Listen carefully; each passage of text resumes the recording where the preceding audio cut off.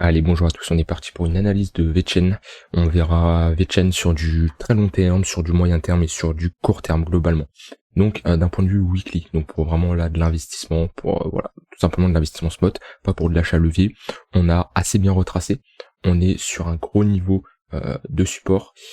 Tac, on va signaler ici. Voilà, on est vraiment sur un gros support, hein. On le voit. Si je me mets, on va le mettre le support en clôture de bougie, ça sera encore plus précis. Voilà, on voit qu'on bute assez souvent dessus. Pour le moment, tant qu'on ne casse pas le précédent creux, il n'y a rien d'alarmant. On est dans un gros range avec une borne basse et une borne haute, et on attend la résolution de ce range. Si on casse à la hausse, ça sera bullish, bien sûr, et si on casse à la baisse, ça sera bearish.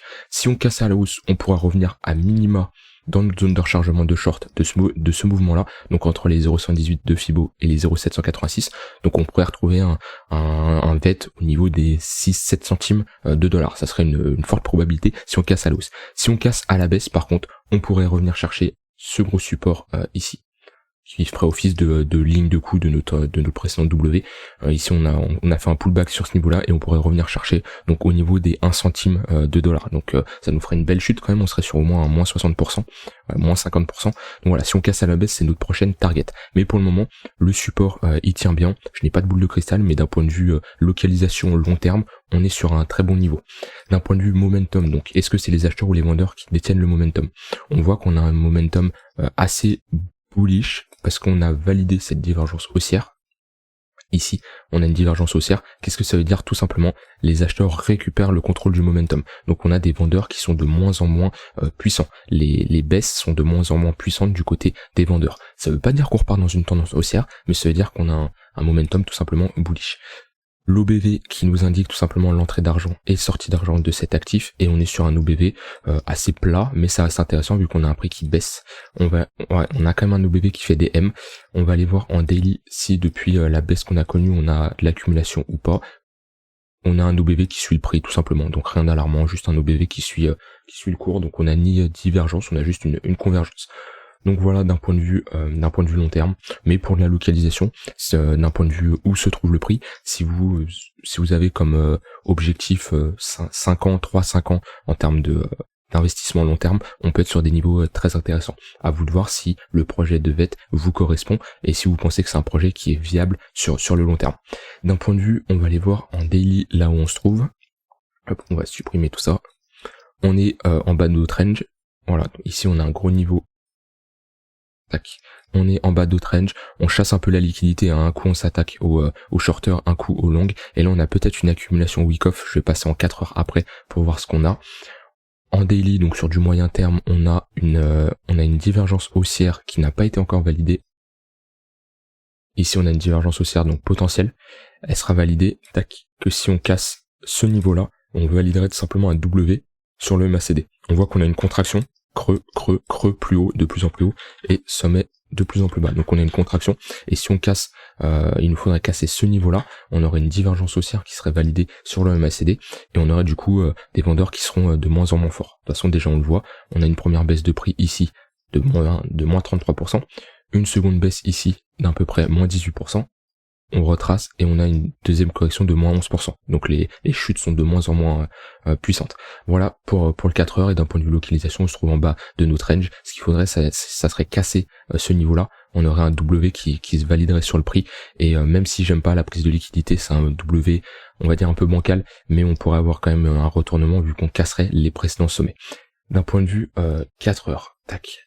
On va voir, parce qu'on a j'ai l'impression qu'on a une accumulation week-off. On va voir ça de plus près. Ouais, on a l'air d'avoir une accumulation week-off. Donc on aurait ici, on aurait ici le PS. Hop, on va tout détailler, hein, si vous aimez week-off. Ici vous allez pouvoir en voir une belle. On a ici le ST. On a ici l'AR. Hop. Alors, j'ai juste inversé. On a ici le SC et là le ST. C'est mieux dans ce ordre-là. Ensuite, on vient chercher la liquidité du AR, donc on vient chercher tout simplement toute cette zone où il y a plein de stop loss de short qui s'activent. Ensuite, quand on s'est attaqué au stop loss des shorts, on vient s'attaquer au stop loss des longues. Donc ici, on peut avoir notre spring. Donc on vient prendre la liquidité des stop loss des longues. Et ensuite, on a un order block ici on a un retracement et on vient chercher l'order block qui est notre test tout simplement. Ça permet à la smart money de clôturer leur position short, leurs positions qui sont en négatif pour repartir à la hausse. Donc ici on aurait notre test et pour vraiment valider si notre test est clairement validé, il faudra repasser au-dessus de ce niveau-là vu qu'on validerait un W sur le prix et on aurait une magnifique accumulation week-off qui est bien respectée. Voilà. Après on pourra avoir une seconde baisse ici. Du coup ici on aurait un STB à la place. STB. On aurait ici le spring et il faudrait voir un test comme ça. Mais pour le moment, vu comment le prix réagit là-dessus, on est plus sur un test. Donc on est revenu chercher l'order block de la smart money, ils ont pu clôturer leurs ordres et on peut avoir une continuation haussière. Voilà, on a une belle accumulation week-off pour ceux qui sont fans de week-off. Et comme je dis, on attend le signal ici. Voilà pour VET. On va aller voir d'un point de vue long terme comment se comporte VET contre BTC. Peut nous indiquer qui surperforme qui. Alors d'un point de vue très très long terme, weekly, monthly même, on est sur une dynamique de prix qui reste intéressante vu qu'on fait des creux de plus en plus haut. Donc VET sur du très long terme reste assez puissant. Maintenant sur du court terme, si je me mets en weekly, on reste en tendance baissière vu qu'on fait des sommets de plus en plus bas. Voilà. Pour inverser cette dynamique haussière, on voit qu'on est en train de s'essouffler. Si je mets un MACD, on doit diverger. Voilà, on a une magnifique divergence haussière. On voit que les mouvements des vendeurs sont de plus en plus faibles. Et ce qu'il faudrait pour inverser cette dynamique haussière sur VET BTC, c'est casser ce niveau-là. On validerait du coup un W. Hop, on validerait un W et on pourrait revenir à minima dans notre zone de rechargement.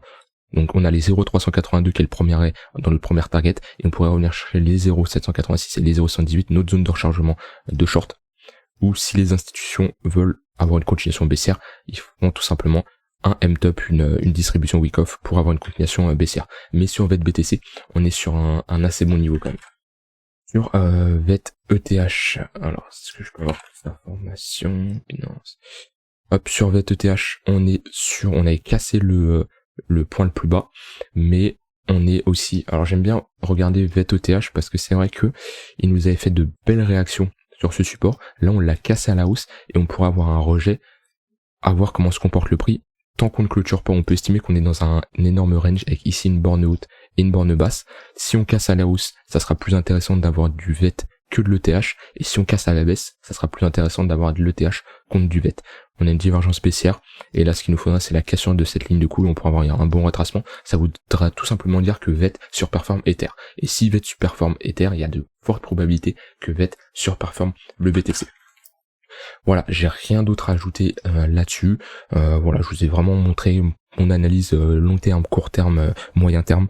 S'il y a des choses que vous n'avez pas compris, je vous invite à me le dire en commentaire. Partagez-moi votre avis sur VET, qu'est-ce que vous en pensez. Et on se retrouve demain pour une prochaine vidéo. Bye bye.